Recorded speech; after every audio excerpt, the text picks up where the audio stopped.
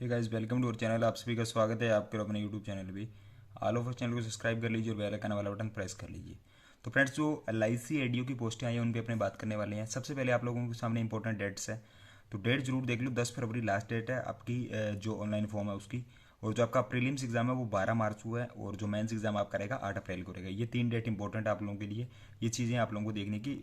10 फरवरी last है, 4 अपना 12 मार्च को फ्री है, और मेंस का एग्जाम रहेगा आपका 8 अप्रैल को। तो ये चीज़ें आप लोगों के लिए इंपॉर्टेंट है। अब आगे अपन बढ़ते हैं। देखो, सबसे पहले अपने सिलेबस की बात कर लेते हैं। तो रीजनिंग यहाँ पे 35 20 मिनट्स, न्यूमेरिकल एबिलिटी 35 20 मिनट्स, और इंग्लिश लैंग्वेज 30 और 20 मिनट का टाइम है। पर यहाँ पे देखो, जो मैक्सिमम मार्क्स आपके रहने वाले हैं वो 70 ही रहने वाले हैं, यानी इंग्लिश लैंग्वेज यहाँ पे फिर से क्वालिफाई रहने वाली है। अब देखो, LIC के अंदर क्या था कि वहाँ पे उन्होंने मिनिमम कट ऑफ दिया हुआ था कि 10 नंबर इंग्लिश के अंदर लेके आने हैं। पर यहाँ पे तब नोटिफिकेशन के अंदर अपने चेक कर रहे हैं तो यहाँ पे ऐसा कुछ नहीं दिया हुआ। तो जब ये इन्फॉर्मेशन जो अपनी हैंडआउट्स वाली आती है अपनी कॉल लेटर के साथ, या जब अपने ऑनलाइन एग्जाम देंगे, तो वहाँ पे वो सारी चीज़ें हो जाएगी कितने मार्क्स आपको मिनिमम लेके आने हैं। तो मान के चलो कि 10 मार्क्स तो कम से कम इंग्लिश के अंदर होंगे, क्वालिफाई मार्क्स। बाकी जो कट ऑफ आपकी रहेगी वो 70 में से रहेगी। अब लास्ट ईयर कट ऑफ क्या थी? देखो, लास्ट ईयर जो कट ऑफ थी वो लगभग 58 नंबर मैक्सिमम थी। यानी इसमें क्या होता है कि आपकी region wise, zone wise cut off जाती है। जोन वाइज वैकेंसीज होती है, उसमें भी जनरल, OBC, SC ST उस तरह से कट ऑफ जाती है। तो जो maximum cut off last year थी 58 के राउंड थी, यानी उससे ज़्यादा कट ऑफ नहीं थी। तो इस साल जो भी आपका जोन है, जो भी आपकी कैटेगरी है, आप ये मान के चलो कि जो आपकी कट ऑफ रहने वाली है वो 70 में से बनेगी। तो आप लोगों को मैक्सिमम रिमाइंड करने हैं, यानी 65 के राउंड आपको स्कोर करने की कोशिश करनी है कि 70 में से कम मैं 65 तो स्कोर करूँ ही करूँ। यानी 60 प्लस और 65 तक आपको स्कोर करने की कोशिश करनी है मैथ्स और रीजनिंग के अंदर। क्योंकि कितनी भी कट ऑफ जाए, कितनी भी कुछ भी जाए, पर आपको ये मतलब होना चाहिए कि मैथ्स और रीजनिंग तो मेरी स्ट्रॉन्ग है। ये तो बैंक एग्जाम में भी आती है, ये तो सभी एग्जाम के अंदर आती है। और 20 मिनट का टाइम तो अपने IBPS PU SB PU SB clerical इन सभी में देखते ही हैं। तो वो वाला एग्जाम यहाँ पे होने वाला है, और इस एग्जाम का जो लेवल है वो बहुत ईजी रहने वाला है। ये नहीं कि आपका IBPS PU लेवल एग्जाम आ जाएगा, नहीं, बिल्कुल नहीं। आपका RRB PU या RRB क्लर्क लेवल का एग्जाम रहने वाला है यहाँ पे मैथ्स और रीजनिंग का। बाकी इंग्लिश आपका सिर्फ क्वालिफाई रहने वाला है। अगर आप क्वालिफाई कर लेते हो तो आपका प्रीलिम्स यहाँ से पास हो जाएगा। अब अपने बात करने वाले हैं मेंस एग्जाम के बारे में। देखो, मेंस एग्जाम का सिलेबस क्या है, वही आपका रहने वाला है। रीजनिंग एबिलिटी और न्यूमेरिकल एबिलिटी 50 और 50, यानी इंग्लिश और हिंदी दोनों मीडियम में रहेंगे। यानी रीजनिंग और मैथ्स यहाँ पे कंप्लीट कर दिया उन्होंने। 50 क्वेश्चन, दोनों एक ही पेपर होगा दोनों का, और 50 ही मार्क्स है। इसके बाद करंट अफेयर और इंग्लिश आपका इन्होंने कंबाइंड कर दिया, यहाँ पे 50 मार्क्स 50 क्वेश्चन रहेंगे। और उसके बाद इंश्योरेंस जो आप लोगों का रहने वाला है वो 60 क्वेश्चन 60 मार्क्स रहने वाले हैं, यानी कंपोजिट टाइम आपको 120 मिनट मिलेगा। ये सेम एग्जाम आपका बन गया RRB PU वाला एग्जाम। क्योंकि देखो, कंपोजिट टाइम है यहाँ पे। कंपोजिट टाइम का मतलब है कि आपको जो मर्जी सेक्शन आप पहले कर सकते हो, यानी GK आप पहले कर सकते हो, इंश्योरेंस पहले कर सकते हो, मैथ्स रीजनिंग पहले कर सकते हो, यानी स्विच कर सकते हो आप। क्योंकि यहाँ पे टाइम जो है वो कंपोजिट टाइम है 120 मिनट का। और 120 आपके 160 क्वेश्चन रहने वाले हैं, 160 मार्क्स के रहने वाले हैं।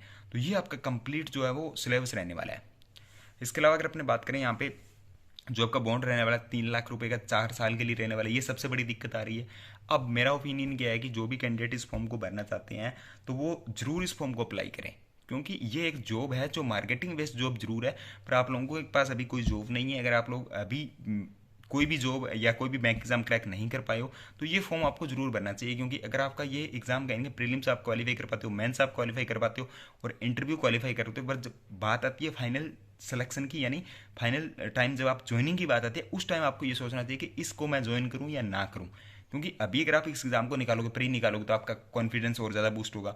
फिर मेंस निकालोगे तो कॉन्फिडेंस और ज़्यादा बूस्ट होगा। इंटरव्यू आप लोग क्वालिफाई कर जाओगे, एक इंटरव्यू आप फेस करोगे, तो इंटरव्यू अगर आपका निकल गया तो और ज़्यादा आप लोग कॉन्फिडेंस महसूस करोगे। और जो बैंक एग्जाम आने वाले हैं, या जो LICW है, या आपका RB असिस्टेंट आने वाला है, उन एग्जाम के अंदर आपकी तैयारी भी इतनी ज़बरदस्त हो जाएगी, और इन एग्जाम को आप इजीली क्रैक कर पाओगे। तो ये चीज़ मेरा मानना है कि आप लोगों को ये फॉर्म जरूर भरना चाहिए। क्योंकि आपको एक्सपीरियंस मिलेगा, साथ में आपका जो कॉन्फिडेंस बूस्ट होगा, जो एग्जाम आप लोग निकाल रहे हो, इंटरव्यू आप लोग फेस करोगे, तो बहुत सारी नई चीज़ें इसमें सीखने को मिल जाएगी आप लोगों को। और जब बात आती है इसको ज्वाइन करने की, तो वो आप पे डिपेंड है कि जब आपका फाइनल सेलेक्ट हो जाता है उसके बाद आप इसको ज्वाइन करते हो या नहीं करते हो, वो आप पे डिपेंड है कि आपको इसको ज्वाइन करना है या नहीं करना। उस टाइम को वो चीज़ सोचना कि अगर ये मार्केटिंग बेस्ड जॉब है तो मैं इसको जॉब करूँ, ज्वाइन करूँ या ना करूँ। क्योंकि बाकी इसमें कुछ नहीं है, सिर्फ और सिर्फ पॉलिसीज बेचनी है। वो आप अपने थ्रू एजेंट्स आपको हायर करने हैं, और उन एजेंट्स के थ्रू वो पॉलिसीज आप लोगों को सेल करवानी है, और आपका एक टारगेट होगा, तो वो चीज़ आपको अचीव करनी है। तो अभी तो आप लोग ये मत सोचो कि ये टारगेट मार्केटिंग बेस्ड जॉब है, ये है वो। अभी आप लोगों के पास कोई एग्जाम नहीं है, सिर्फ LIC का एग्जाम है। उसके बाद मार्च के अंदर आपका RB असिस्टेंट का एग्जाम है, और उसके बाद आपके जो RRB और IBPS के जितने भी एग्जाम है वो अगस्त से स्टार्ट हो रहे हैं।